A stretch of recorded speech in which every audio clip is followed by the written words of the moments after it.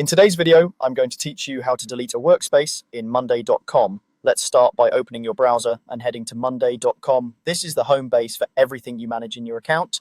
Once the page loads, look toward the top right corner and click Login. Sign in with your account credentials just like you normally would.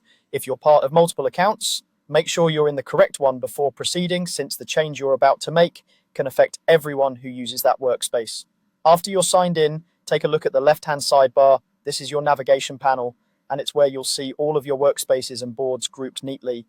Workspaces act like containers for boards, docs, dashboards, and apps. So deleting one will remove the container and everything inside it, depending on your plan and permissions. That's why it's worth pausing here to confirm you're working in the right place. In the sidebar, locate the Workspaces section and find the specific workspace you want to delete. Take a moment to review its name and, if needed, expand it to glance at what's inside. If there's anything important you might want to keep, consider moving or backing it up first. You'll need the appropriate permissions to delete a workspace, so if you don't see the option, you may need to check with your account admin.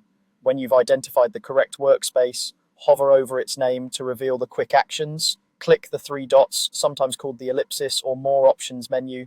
This opens a small menu with management options for that workspace. From that menu, click Delete Workspace. Monday.com will typically prompt you to confirm this action, and that's a good thing. It prevents accidental deletions. Read the confirmation message carefully so you understand what will be removed and who will be affected. If you're sure, go ahead and confirm. The workspace will be deleted and you'll be returned to your remaining workspaces in the sidebar. A couple of quick tips before we wrap up. If the delete option is grayed out or missing, it usually means your role doesn't allow deleting workspaces in that account.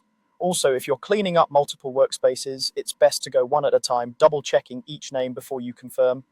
That small precaution can save a lot of time and stress.